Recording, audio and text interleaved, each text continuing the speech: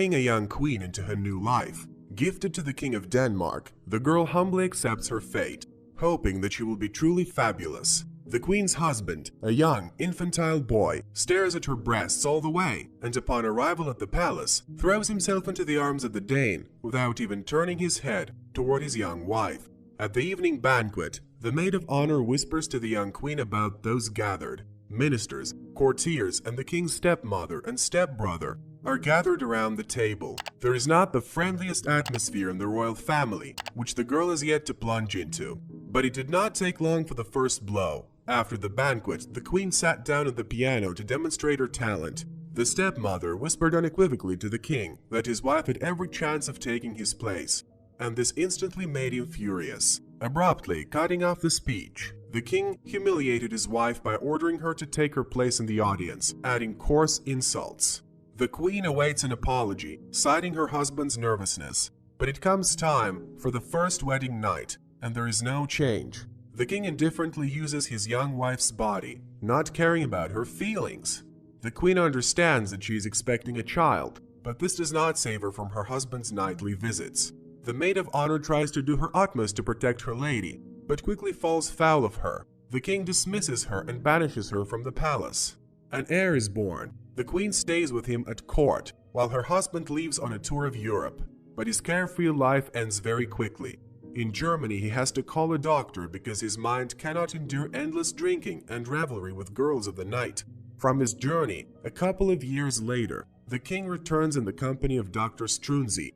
The German doctor becomes the right hand of the autocrat, trying at least a little to restrain his licentious behavior. But the doctor is not very good at it. The king spends every night in brothels, returning to the palace heavily intoxicated. His wife receives only his displeasure and insults. In addition, His Majesty believes that his wife is too boring and instructs Strunzi to check her health. The doctor understands that there are no problems, save her repressed mood, but he tries by all means to do his duty and cure the queen. Strunzi invites Her Majesty for horseback rides, secretly gives her books forbidden in the palace, and often talks on profound topics. In addition, the doctor saves the crown prince from smallpox, which has already killed many people in the Danish villages. After a while, Strunzi becomes a close friend of the queen, which cannot go unnoticed by the people around him. The doctor is warned that developing such a friendship could be dangerous for both. Despite his cautions, the doctor decides to ask the queen to dance at the masquerade ball. But they manage to avoid attention. The drunken king has taken it upon himself again. After the ball, the queen gives the doctor a note, indicating where to meet. That night, Her Majesty spends in the same bed with Dr. Strunzi. The affair between the queen and the doctor develops with great speed, as does form the plan to take advantage of the king's oddities and manipulate him in the name of improving the lives of his subjects. But the king's stepmother cannot allow her stepson's authority to grow, and she assembles a plot against Strunzi.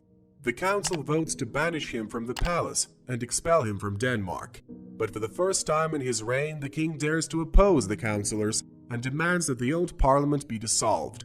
Now only two men will make state decisions, he and Dr. Strunzi. Life in Denmark begins to change for the better. Dozens of laws are passed in a few months for the benefit of the people. Life in the state and in the palace is beautiful. One day the queen informs her lover that she is expecting a child, and this event does not make her happy. The entire court knows that her husband has not visited her in his chambers for a long time. The doctor has no choice but to try and persuade the king to pay his wife a visit once more, even though the very thought of it causes him pain. Everything turns out as planned. When the court learns that the queen is pregnant, she is free to pass off the child as the future heir. Dates with the doctor stop, so as not to take any chances. One day, just before the baby is born, Strunzi does accompany the queen for a walk and gently strokes her belly. From afar, the king's stepmother notices it. A girl is born. Not long after, the king receives an anonymous note that the queen has given birth to a daughter by a doctor. But Strunzi manages to convince His Majesty that it is nothing more than malicious gossip. But the rumors continue to spread throughout the city. The Censorship Abolition Act plays against its creators. Caricatures, street performances, all mock the affair between the queen and the German doctor. The king's stepmother and the group of conspirators she has gathered are preparing for a coup. It all happens in 2 days, during a royal ball. Crowds of military men take to the streets of the city, chanting calls for the execution of the German doctor. With the help of recruited guards, they easily enter the palace grounds. The king, frightened by the people's trial, hesitates to approach the crowd. Unrest begins. The conspirators break into the king's bedroom and convince him that his wife and doctor are plotting murder. As proof, the king is confronted by Struenzee's best friend. Under pressure, the king signs a warrant for the arrest of his friend and wife. The guards burst into the doctor's room and arrest him. A few minutes later, there is a knock on the door of the queen's bedroom. The woman grabs her young daughter in her arms, when a mob of armed children bursts in on her as well. On her way out of the castle, the king's stepmother takes her son from the queen. The weeping woman is led out of the palace with her tiny daughter. Struensee is tortured in a prison cell, beating a confession of conspiracy against the king. A few weeks later, the exhausted and battered doctor confesses.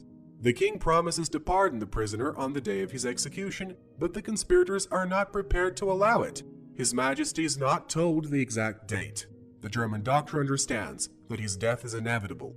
He is led to the platform where the executioner is waiting. When the axe is brought down, not a single sound is uttered by any of the hundreds assembled. The queen is informed of her lover's death and is then exiled to Germany without the right to take her daughter with her. 5 years later, Her Majesty falls ill and writes letters to her children to help them understand what has happened. Unfortunately, she never learns that her letters helped her son seize power in Denmark and restore order there.